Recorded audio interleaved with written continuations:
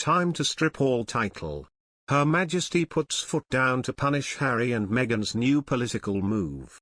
Prince Harry and Meghan Markle have prompted backlash after their latest political move.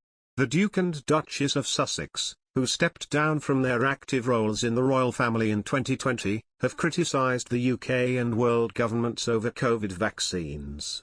Harry and Meghan, alongside more than 130 former world leaders, Nobel laureates, scientists and others, signed the open letter from the People's Vaccine calling for urgent action to vaccinate low- and middle-income countries and bring an end to the COVID-19 pandemic.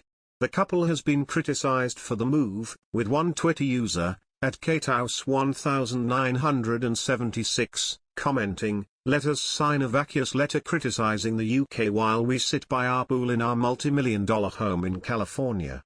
@P2Vale echoed this sentiment, saying, "I'm tired of all these rich celebrities in California telling us what we have to do as we should behave when they are the ones who wallow in money and believe themselves superior."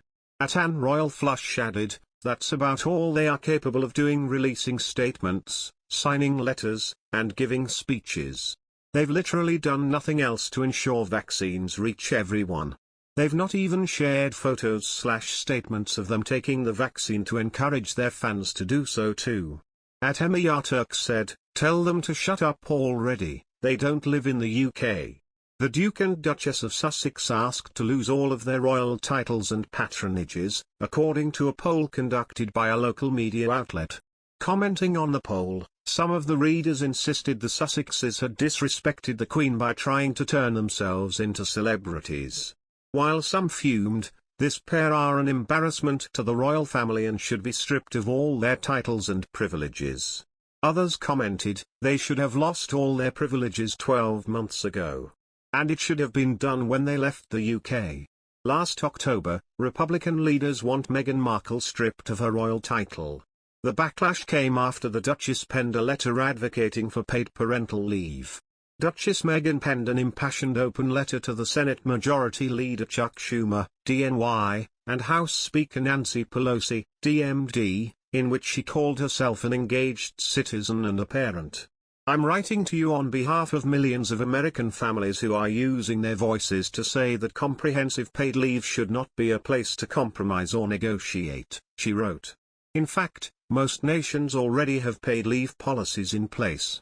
It's not exactly a controversial stance to write a letter in favor of paid leave to the two politicians in charge of Congress.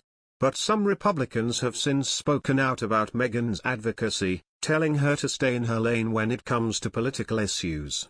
In a statement to the Daily Mail, Representative Jason Smith, a Republican from Missouri, even suggested stripping her and Prince Harry of their royal titles.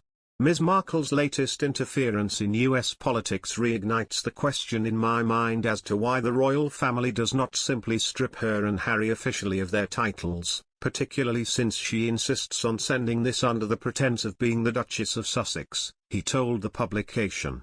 A few other members of the party joined in, arguing that the royal family should not weigh in on politics in the future. But it's hard to figure out what it means for an issue to even be considered political in the current climate. More on this in a second. This is not the first time Rep. Smith has called for the Sussexes to have their titles stripped because they said a thing he didn't like. Last year, he argued they should be removed from royal duties for interfering in the US election. The interference in question? Prince Harry told his social media followers to reject hate speech in the upcoming election. In a larger sense, it's hard to really see why Meghan's letter is political. Defenders say that her purpose was to advocate for human rights, and that there's nothing inherently democratic or Republican about paid family leave, or human rights more generally.